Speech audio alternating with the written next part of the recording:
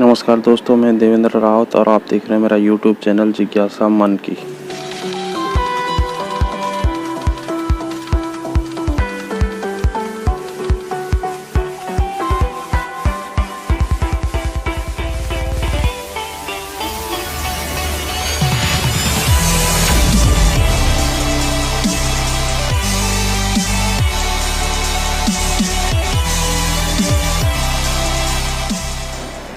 दोस्तों आज हम बात करेंगे कंडीशनल फॉर्मेटिंग की। हम देखेंगे कि कंडीशनल फॉर्मेटिंग को कैसे अप्लाई किया जाता है। उससे पहले आप मेरे चैनल को लाइक, शेयर एंड सब्सक्राइब जरूर करें। तो चलिए आइए देखते हैं दोस्तों कंडीशनल फॉर्मेटिंग में कैसे अप्लाई करते हैं। तो यहाँ पे मैंने पहले ही कुछ टाइप करके रखा हुआ है, इसको सेलेक्ट कर लेते हैं। सेलेक्ट करने के बाद कंडीशनल फॉर्मेटिंग में सबसे पहला रूल है हाईलाइट सेल रूल्स और उसके अंदर ग्रेटर देन। यहाँ पे लिखा है format cell that are greater than 50 with light red fill with dark red text. मतलब यहाँ पे जो 50 से जो बड़े डिजिट होंगे वो लाल रेड से रंग से हाईलाइट हो जाएंगे। इसको ओके करता हूँ तो यहाँ पे देखिए ये सारे रेड कलर से हाईलाइट हो गए। इसको हम अगर चाहें तो चेंज भी कर सकते हैं।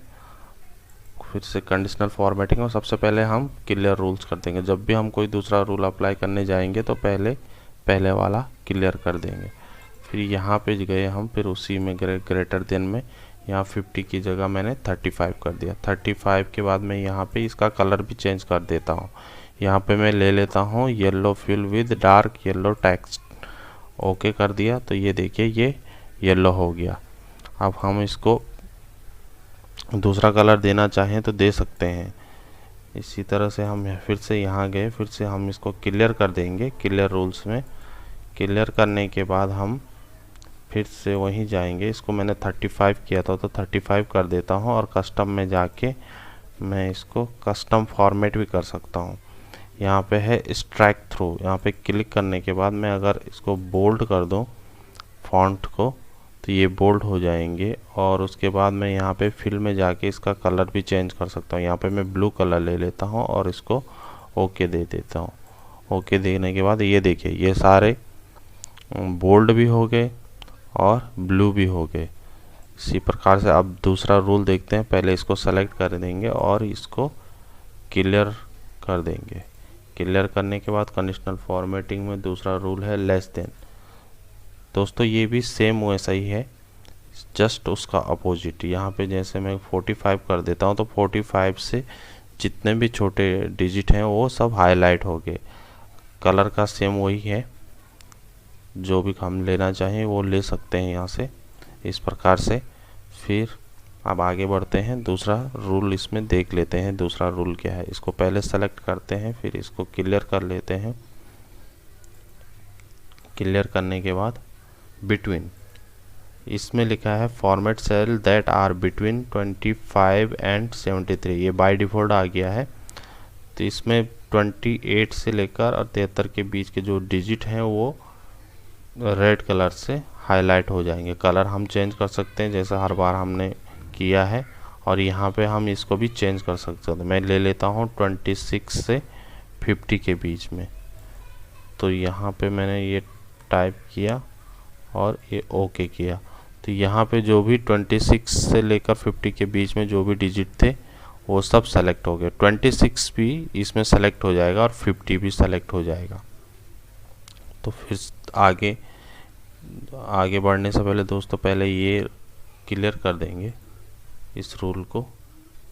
यहाँ पे जाके अगला रूल है इसमें टेक्स्ट इक्वल टू का मतलब यहाँ पे जो भी हम डिजिट लिखेंगे, यहाँ पे 50 आया बाय डिफ़ॉल्ट, तो जो भी 50 के इक्वल होगा 50 के इक्वल 50 ही होगा तो वही यहाँ पे हाईलाइट हो जाएगा।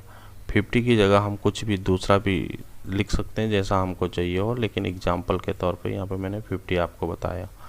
फिर इसके बाद नेक्स्ट रूल है टेक्स्ट दैट कंटेंट्स। इसके लिए दोस्तों हम दूसरी सीट पे जाते हैं। यहाँ पे मैंने कुछ टाइप करके रखा हुआ है, ये मैंने यहाँ पे कुछ टाइप करके रखा है। इसको सेलेक्ट कर लेते हैं और फिर यहाँ जाते हैं।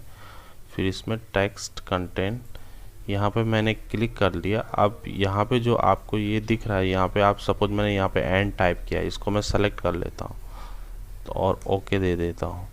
तो ये देखिए ये दोनों कलर, इन दोनों का कलर चेंज हो गया। मतलब ये हुआ कि इन दोनों पैराग्राफ में एंड का यूज किया गया है, इसके लिए यहाँ पे एक कलर चेंज हो गया। हम इसको ऐसे भी समझ सकते हैं। इसको सेलेक्ट किया, इसको क्लियर किया।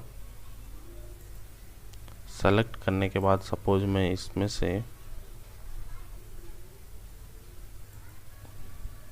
यहाँ पे टाइप कर लेते हैं, मुझे कुछ भी चाहिए और ओके कर देता हूँ। तो देखिए यहाँ पे दोनों पैराग्राफ में और कहीं ना कहीं पे लिखा होगा, इसके लिए दोनों सेलेक्ट हो गए।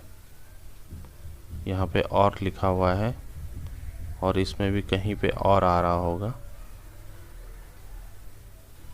यहाँ पे इंफॉर्मेशन में OR, इसके लिए ये दोनों सेलेक्ट हो गए। इसी तरह से मैं इसको पहले क्लियर कर लूँगा और अब देखिए मैं इसको फिर से अप्लाई करने जा रहा हूँ कंटेंट्स, और मैंने मोर को सेलेक्ट किया। ओके, तो देखिए ये सिर्फ यही सेलेक्ट हुआ, ये वाला सेलेक्ट नहीं हुआ। तो सिर्फ इसका मतलब सिर्फ मोर इसी में लिखा हुआ है, इसमें कहीं पे भी मोर नहीं है। तो इसको क्लियर कर लेते हैं अगला रूल अप्लाई करने के लिए। तो इसको क्लियर किया। अब अगला रूल है इसमें अ डेट अक्यूरिंग। इसके लिए दोस्तों हम दूसरी सीट में चले जाते हैं। यहाँ पे मैंने ये कुछ मंथ वाइज बनाए हैं, जैसे कैलेंडर होता है अप्रैल मई जून का, इसको मैं सेलेक्ट कर लेता हूँ। अब चले जाते हैं कंडीशनल फॉर्मेटिंग में। तो सबसे पहला रूल है अ डेट अक्यूरिंग। अब यहाँ पे है format cell that contains date occurring yesterday. अब यस्टरडे करेंगे तो ये जो कल की डेट थी वो यहाँ पे हाईलाइट हो गई। इसी तरह से हम जब जो भी करना चाहें वो कर सकते हैं। दूसरे ऑप्शन देख लेते हैं इसमें क्या है। इसका दूसरा रूल, दूसरा ऑप्शन है इसमें टुडे। टुडे करेंगे तो आज की, टुमारो करेंगे तो कल की। टुडे किया तो ये आ गया। ये कल का जो पहले हाईलाइट हुआ था, क्योंकि हमने क्लियर नहीं किया इसके लिए वो हटा नहीं, इसके लिए हम पहले इसमें से क्लियर कर देते हैं रूल। ये क्लियर करने के बाद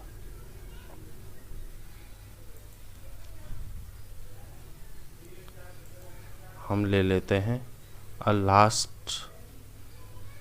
लास्ट वीक ले लेते हैं। ओके किया तो ये लास्ट वीक इसने सेलेक्ट कर लिया। ओके दोस्तों, इसी तरह से हम इसमें से जो भी अप्लाई करना हो पहले पूरा सेलेक्ट कर लेंगे उसको, और उस हिसाब से इसको अप्लाई करते रहेंगे। उसके बाद अगला रूल आता है इसमें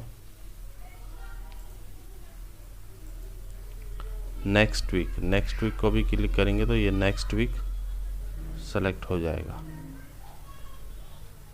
ओके, इसी तरह इसको क्लियर करके